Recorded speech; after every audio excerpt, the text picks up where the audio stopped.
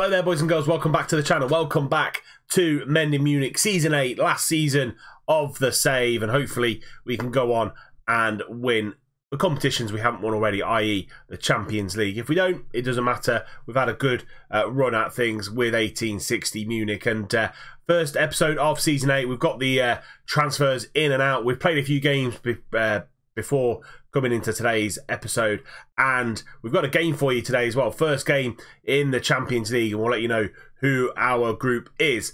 But let's get into the transfers first. Ins and outs. Here we go. As you can see, business has been done. £95 million spent, £21.5 million brought in. The big ones that have left the club, though, you're looking at Federico DiMarco. He's gone to Leipzig for £15 million. That was on transfer deadline day, and I wasn't going to sell him, but Leipzig came in with a fantastic deal, and actually I thought, why not? He was diminishing in star rating, and I just thought best to get a younger prospect in the club and get a better left back in. Uzoho went to Southampton for £6.5 million, and then a couple of youngsters that just weren't going to really fit the bill have gone as well to lower teams. Hans Flangen as well. He went out on transfer deadline day, out on loan to Union Berlin, and they've got a clause in the contract where if he plays 25 matches, they pay £5 million for him, because again, he's just not good enough for where we need to be going forward. Now, as a scene, £95 million spent. The first one was Okudis Afalobi from Stuttgart. Caused me absolutely no end of problems whenever we played him, and we bought him up for £64 million, paid his release fee, and I just thought we needed just a little bit more quality on that left-hand side, and Okudis Afalobi comes in and produces that quality already. 2 appearances, 1 goal, 1 assist, 7.23 in the Bundesliga, 7.15 in all competitions so far, and he's an absolute beast. 5-star potential up to 5-star potential, 3.5-star currently, and yeah, he's just going to get better and better. Only 21, and I just thought we needed a little bit more quality down that left-hand side. We brought in a new left-back, Ginslain Kouyaté, a French left-back, 2.5-star current ability, but has that 4-star potential ability from Troyes, or Troyes. £10 million for him. Again, had to pay his release fee to get him. He was a wonder kid, and he will get better and better. Only 20 years old. Going to be him and Martinez flicking in and out of the squad to get and gain all the experience that he wants, but some nice attributes on a 20-year-old. Really good acceleration, agility and balance. So physically, absolutely brilliant. Mentally, decision-making's great. Anticipation's good. Positioning probably needs a little bit of work. But his teamwork, work rate, technique, tackling, all really, really decent. Again, his crossing needs a little bit of work. But again, we're working on that in training. But Gislam Kouyaté is in as our new left-back. Transfer deadline day signing was Fernando Augusto from a Brazilian side, and I say we didn't pay that much for him. 10.75 million from I think that is, it's not Santos. I'm not entirely sure which Brazilian side that is, but he is our new striker. Him and Carlos Antonio will probably rotate a little bit more into the starting 11 this season, because Tammy Abraham's potential is ever so slightly dropping. He's now 28 years old, Tammy, so we need to find a young buck to come in and score the goals. Only played 1 game for us. He played against Mainz last game out, his first game for the team, but it'll take some time to get in and get bedded into the squad, and hopefully towards the end of the season he will be scoring goals for fun. And then finally, needed a right winger because we weren't going to bring anybody in on loan. Brewster was available for about 50 million, but I actually went for this man here, Martin Calabria, Argentinian from Independiente, 10.25 million. For £10 million, he's an absolute steal.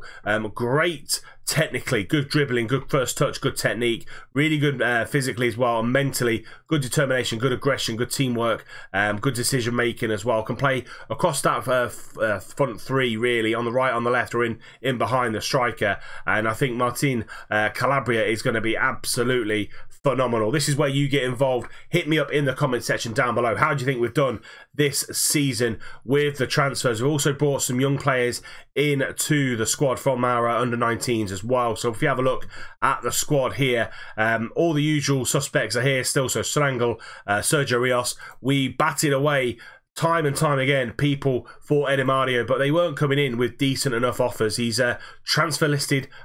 Because of it, he's asked for a transfer out of the squad. I want £85 million for him. They were coming in with like 30, 40 million quid.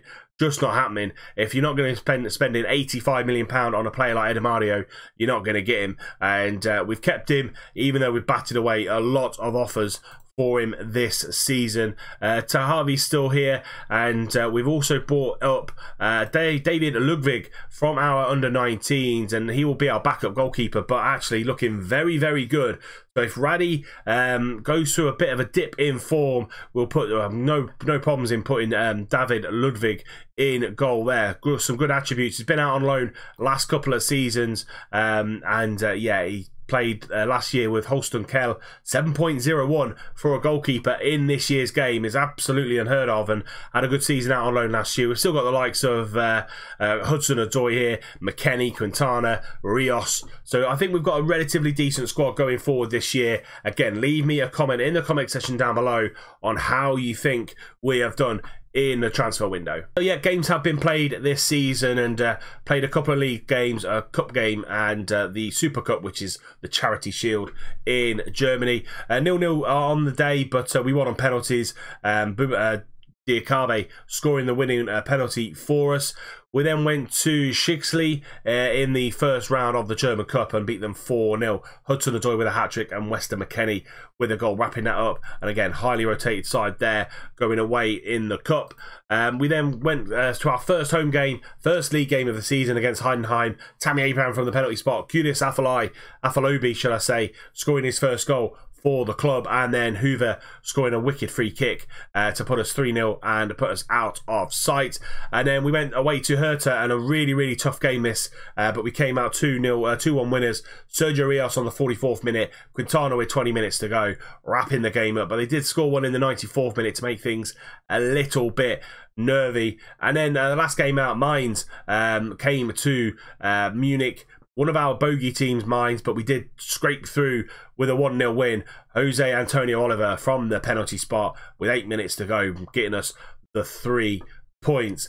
As you can see, our Champions League draw has been made, and we'll be playing Kiev today. We've also got PSV and Napoli in our group. So tough group, tough away games anyway, to be fair. Have to go to Napoli, have to go to Eindhoven, and having to go to Kiev in the middle of winter in November. So yeah, tough away games, but I think we're going to have enough to get through that group relatively comfortably. And then we've got Stuttgart in the second round of the German Cup, and if I remember rightly, that is a replay of the semi-final of last year. So yeah, we've got some very, very big games coming up in the month of September and in the month of October. So lots of episodes coming to you this week. So this is how the league looks with those games played, and us and Dortmund are the only ones with a 100% record with 3 games on the board. Bayern are there as well, haven't lost a game, so they've still got a 0 in their loss column, but 7 points from the opening 3 games, not too bad. You've also got the likes of Leipzig, Stuttgart, Köln, and Freiburg there as well. We have a look at the season preview with after 3 games. We're not even looking to be in the top 3, so they're looking at us being in 4th, 6-1 odds on, and yeah, going to be another difficult season this year. Primarily my focus is probably going to be on the Champions League, because it's the only thing we haven't won here at 1860, but if we can win another league, that'll be absolutely phenomenal. But this is going to be the team that goes up in this first game against Kiev. Only game today for you, and this is going to be the lineup.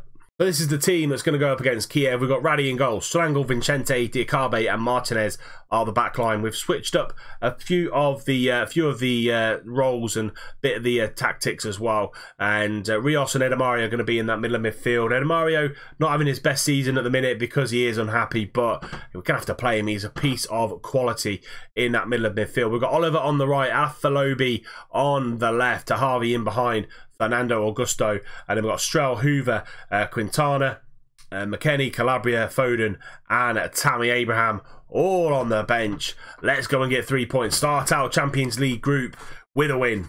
Gustafsson with a free kick goes for goal, and Raddy just keeps that out. 8 minutes gone in the clock, and Kiev have come here and come to play. Half an hour gone, and Rios with a good tackle on the midfielder. Tahavi picks up that ball. Oliver free on that right-hand side, cuts the ball back in, but Augustinsson can't get that ball in, and Strahoza gets that ball under control. Good play from Munich there, but can't break the deadlock just yet. Edemario with a free kick goes for goal, and Strahoza's there again. Augusto tries to turn around that ball, but gets tackled, and Edemario gets his cross blocked. Half-time blows, Munich 0, Kiev 0. They had a good start to the half, but we've come back into it and played a lot better in that second stage of the first half. Napoli and PSV are drawing their game, so it's all even in this group. I'm just going to say to the guys, go back out there and grab us a goal to win this game. I think we are the better team going into this second half, and then just passionately say, I'm looking for you to make the difference. Go out there and produce what I know you can. Martinez down the line to Tahavi, holds the ball up, goes back to Martinez. Edemario in the middle of midfield. He's going to switch the play over to Oliver on that right-hand side. He cuts inside, goes for goal, and that's not going to beat a keeper of Strahoza's quality. Strangle with the ball in. Oliver nods it back down to Strangle. Edemario, he's got Martinez on that left-hand side. He uses him down that left-hand side, whips that ball into Harvey's there. Heads just wide, and we're seeing a lot more of this Munich team now. 3 changes made on the hour, as you can see at the top there, and hopefully it will mean we can break the deadlock and hit with the ball at the back for Kiev into El Neni. Back to Wesley Hurt, and they're playing it really nicely out from the back, but it's a poor pass from Hurt. Foden nips in there. Lovely through ball to Tammy Abraham, and it's his second goal of the season. He breaks the deadlock off the bench. Hurt here, just suicidal, really, to be fair. Tries to play the ball through back to El Neni. Lovely little through ball to Tammy Abraham. Slots that ball home. Munich 1, Kiev 0. Foden in swinging corner, trying to find someone at the near post, but they get the ball clear, and Torreira up to El Neni. They've got someone on the left-hand side. They find him. Pereira on that left-hand side for them, and get the ball into Di Matta, out to Augustinsson, into the back post, hits the bar, and we just about managed to turn it round for a corner. Good counter-attack there from Dynamo Kiev. Torreira going to get this ball in from the corner, and Radi comes out and claims. Nervy moments there for 1860. Verder into Ødegaard. Ødegaard back to the left back, and going into Magalin over the top to Di Matta, but Diakabi wins that header easy. Lovely through ball again from Phil Foden into Tammy Abraham, and the angle was just a little bit too narrow, and easy save for Strahoza, and in swinging corner again for Phil Foden. Tries to find, I think it's Edemario or Rios at number 16, and just can't find him at that near post. And there we have it. Full time whistle goes. Munich 1, Kiev 0. We were in real control of that game. We did have some nervy moments though with Kiev coming forward in the second half. But a good win, boys. Get us our Champions League stage underway with 3 points. And Napoli, let's see how Napoli and PSV did, and it was 1-1. So we lead the group with the game underway, and that is the end of today's episode. A good win for us at home to Kiev, and we've gone through all the transfer stuff as well. So again, leave me a comment in the comment section down below. How do you think we've done in the transfer window? Good, bad, indifferent? Would you change anything? Would you do anything differently? Would you have let Edemario go?